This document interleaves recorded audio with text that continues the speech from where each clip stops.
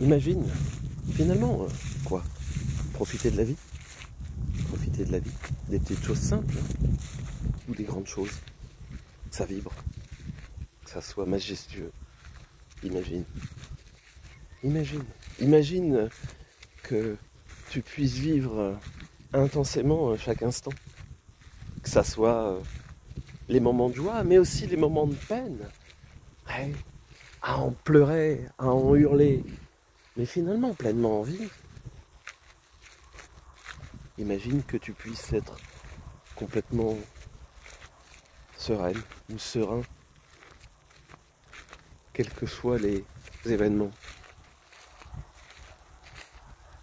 Finalement, imagine être en souplesse. En souplesse. Une souplesse mentale, une souplesse émotionnelle, une souplesse de l'âme. Ouais. Quel que soit l'espace où tu es. Quel que soit l'espace où tu es. Ok. Que ça soit dans un pré fraîchement tondu, que ça soit en pleine ville, que ça soit parce que tu viens de perdre quelqu'un, que ça soit parce que tu viens de tomber dans les bras de l'amour de ta vie, parce que la vie, ok. Il y a toujours plusieurs niveaux. Il y a le niveau de est-ce que je m'autorise à jouer? Est-ce que je m'autorise à jouer? Est-ce que tout est super sérieux, que c'est important? Ou est-ce que finalement je peux m'inspirer? Regardez. Et qu'est-ce que c'est que ça? C'est une ronce. Regardez. Pourtant, elle s'est fait ratiboiser. Et comment je repars? Comment je m'ancre? Comment... ouais. Tu veux... Comment il y avait un pied, et puis pouf, il y en a deux. Et pouf, elle va en poser. Et pouf, elle va réhabiter l'espace. Et ça, c'est drôlement intéressant de regarder effectivement le vivant.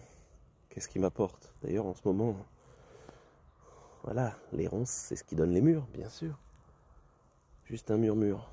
Juste écouter. Juste écouter. Se mettre à l'écoute. À l'écoute de l'ici et maintenant. À l'écoute de qu'est-ce que la vie te murmure. Pour que ça soit plus juste un petit murmure que tu ne peux plus pas percevoir. Mais pour qu'effectivement il y ait ce petit côté juste. Ah oui, c'est à peine perceptible. Ah oui, ça demande d'être en attention. Ça demande de jouer avec tes sensations, avec tes perceptions, avec les autres. Ouais, il y a un côté comme ça, ouais. Il y a un côté comme ça. C'est ce que ça m'inspire. Je suis en train doucement de me préparer pour aller sur la partie...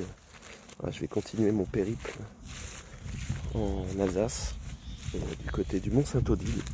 Et justement, ouais, on va bosser là-dessus, principalement.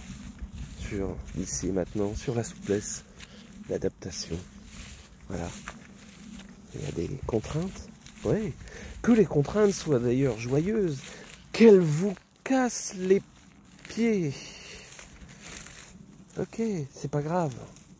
Je m'adapte. Je m'adapte. Je m'adapte et je repousse là où je suis. Est-ce que je peux être la mauvaise herbe? Non, la bonne en fait.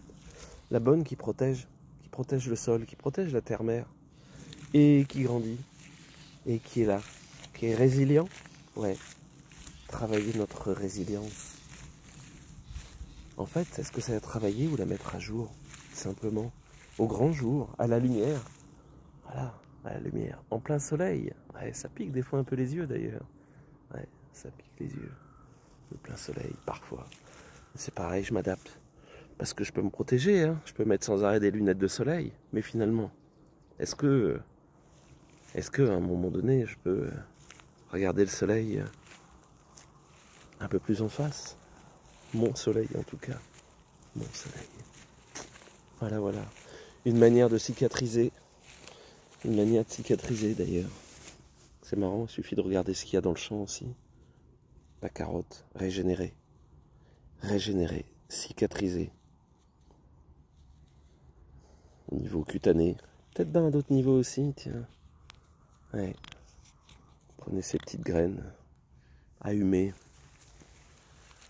Ouais. La nature nous amène vraiment plein de choses. Et ce que je regarde justement, qu'est-ce qui est résilient, qu'est-ce qui est le plus résilient, qu'est-ce qui repousse. Tiens, les feuilles de ronces, on peut en faire de la tisane et ça ramène énormément de choses.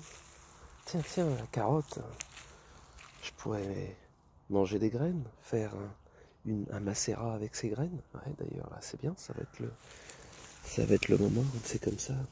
Pour la peau, c'est le lien à l'extérieur. C'est aussi justement qu'est-ce qui fait le moi et le non-moi. Bref, blabla. Bon, bah de toute façon, tout ça, c'est une belle... voilà, moi, c'est une belle métaphore, tout ce côté de comment on coévolue avec le vivant. Voilà. Ou t'as envie de venir jouer avec moi. C'est bien, super. Tu peux pas venir en stage, ou t'as pas envie. Regarde ce qui t'entoure. Regarde les différents stades aussi. Regarde à un moment donné comment, justement, cette carotte, elle va d'abord voilà, s'épanouir en fleurs. Ouais. Et après en graines, et après prévoir l'année suivante. Parce que ça, en fait, ce que tu vois avec la carotte, c'est pas la première année, c'est la deuxième. Et oui, c'est des billes annuelles. La première année, elle a développé sa racine. L'ici et maintenant. Ok. Et la deuxième année, elle monte. Elle monte pour faire sa fleur. Elle monte pour faire ses graines. Ah, tiens. Ouais. Pensez qu'effectivement, parfois, il y a 2 temps. Ah ouais, mais en ce moment, c'est la galère. Eh ben, peut-être de passer à autre chose. Allez, je te dis à tout bientôt. C'était Jean-Pierre Martinez du site espritdelanature.fr. Au fait, et toi, c'est quoi ton rapport à la nature? C'est quoi ton rapport à l'ici et maintenant? Allez, à tout bientôt.